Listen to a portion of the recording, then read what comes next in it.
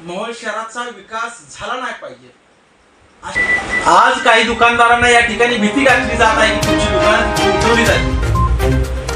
मी रमेश बारसकर या ठिकाणी तुम्हाला शब्द देतो, त्या ठिकाणी इमारत झाल्यानंतर किंवा इमारत नाही जरी झाली तरी तुमच्या दुकानाला अजिबात धक्का लावू देणार नाही।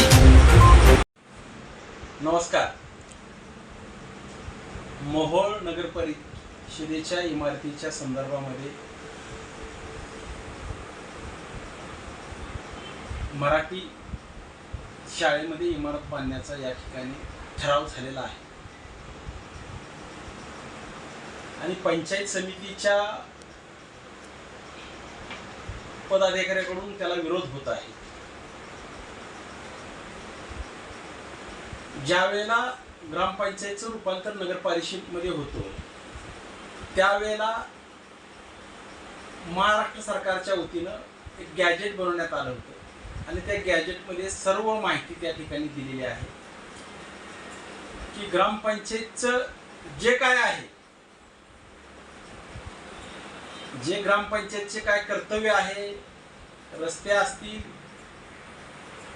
इथले जी ग्रामपंचायतची हद्द होती तीच हद्द नगरपालिकेला ग्रामपंचायतचं जे काय देणं होतं, उदाहरणार्थ सांगायचं झालं तर ग्रामपंचायतचे रूपांतर नगरपालिकेमध्ये झाल्यावर लाईट बिल 1,05,00,000 रुपये देणं होतं आणि ते देखील नगरपालिकेनंच त्या ठिकाणी अदा केलं, पंचायत समितीने केलं ना किंवा जिल्हा परिषदेने केलं ना। 1,05,00,000 रुपये ते ग्रामपंचायतचं लाईट बिल हे नगरपालिकेने भरलं। मी स्वतः नगराध्यक्ष। असे अनेक आपल्याला या ठिकाणी सांगता येतील। ग्रामपंचायतची पाईपलाईन असेल, ग्रामपंचायतचं गाळा असतील, ग्रामपंचायतचं सगळं काय असेल ते नगरपालिकेला हस्तांतर करण्यात आलेलं गॅजेट आहे आणि त्या अनुषंगाने मोहोळची नगरपालिकेची इमारत आपण 90 गुंठे मराठी शाळेची जागा आहे, त्यापैकी शाळेला कुठेही धक्का न लावता शाळेच्या इमारतीसाठी किंवा तिथलं देखभाल करण्यासाठी 1 कोटी रुपयाचा निधी याचा देखील ठराव करण्यात आला, याचं देखील उद्घाटन त्या ठिकाणी करण्यात आलं। हे सर्व झालेलं असताना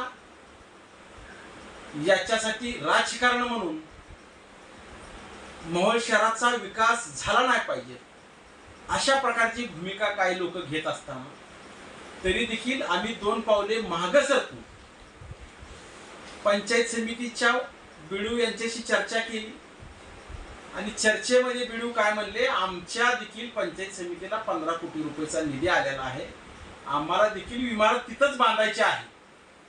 मग आम्ही त्याला देखील त्यांना होकार दिला, चला पंचायत समिती आपल्या शहरामध्येच होते, चांगली इमारत होते, तर तुम्ही देखील तिथं पंचायत समिती बांधू शकता, त्याला आम्ही देखील त्या ठिकाणी परमिशन देऊ। अशा प्रकारची भूमिका घेतलेली असताना त्या ठिकाणी नगरपालिकेच्या इमारतीला विरोध होत आहे। याच्या मागचं सत्य देखील आपण जाणून घेतलं। आणि दुसरी गोष्ट,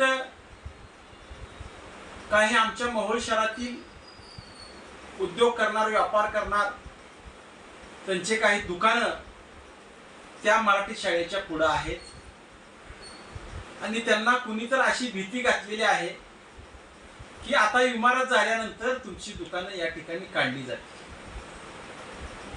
मी मोहोळचा नगराध्यक्ष झाल्यानंतर काही लोक असं म्हणत होती की हा रस्ता झडपीचा आहे, इथं नगरपालिकेचा काहीच अधिकार नाही, पण 255 दुकानदाराला शाश्वत असा व्यवसाय करण्यासाठी, बँकेचं लोन करण्यासाठी त्यांना उधारी देखील खऱ्या अर्थानं त्या ठिकाणी देत नव्हती, कारण तुमचं शाश्वत नाही, आणि त्यांना उतारा देण्याचं काम नगराध्यक्ष असताना केलं। कुठलाही पक्षाचा बघितला नाही, कुठल्याही जातीचा, कुठल्याही धर्माचा न बघता, कुठल्याही प्रकारचा भेदभाव न करता ज्याला आहे जागा त्याला त्या ठिकाणी उतारा देण्याचं काम केलं। आज काही दुकानदारांना या ठिकाणी भीती घातली जात आहे की तुमची दुकानं तिथली उठवली जातील। मी रमेश बारसकर या ठिकाणी तुम्हाला शब्द देतो, त्या ठिकाणी इमारत झाल्यानंतर किंवा इमारत नाही जरी झाली तरी तुमच्या दुकानाला अजिबात धक्का लावू देणार नाही। कारण मी देखील एक टपरीधारक आहे. मी पानपट्टी चालवली, मी छोटा मोठा उद्योग चालवला आणि त्यातूनच खऱ्या अर्थानं किराणा दुकान चालवलं. त्यातूनच खऱ्या अर्थानं माझी प्रगती झालेली आहे. मला जाण आहे आपल्या कुठल्याही एका दुकानाला हात लावला जाणार नाही.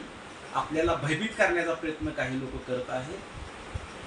आपल्याला एवढंच मी या ठिकाणी सांगू इच्छितो, इमारत होऊ द्या किंवा ना होऊ द्या, इमारत झाल्यानंतर देखील आपल्या दुकानाला अजिबात कुठल्याही प्रकारचा हात लावला जाणार नाही, अशा प्रकारचा शब्द तुम्हाला या ठिकाणी मी देतो. तुम्ही कुठल्याही भूलथापेला कोण तुम्हाला सांगत असेल की तुमची दुकानं काढली जातील, तर कुणाचीही दुकानं या ठिकाणी काढली जाणार नाही. प्रत्येक दुकानदारांना हा व्हिडिओ सेव्ह करून ठेवला पाहिजे, कारण तुम्ही त्यावेळेला म्हणला होता दुकानाला हात लावणार नाही. आता कसं दुकानाला हात लावत आहे, जर तुमचं कोण काढायला आलं असेल तर तुमच्या या ठिकाणी दुकानाला कुठल्याही प्रकारचा हात लावला दिला जाणार नाही. हा शब्द मी या ठिकाणी आपल्या सर्व दुकानदारांना देतो. कुणीही या ठिकाणी चिंतित व भयभीत होण्याची आवश्यकता नाही. हे आपलं शहर आहे आणि आपल्या शहरातलीच लोक या ठिकाणी नगरपालिकेमध्ये प्रतिनिधित्व करतात.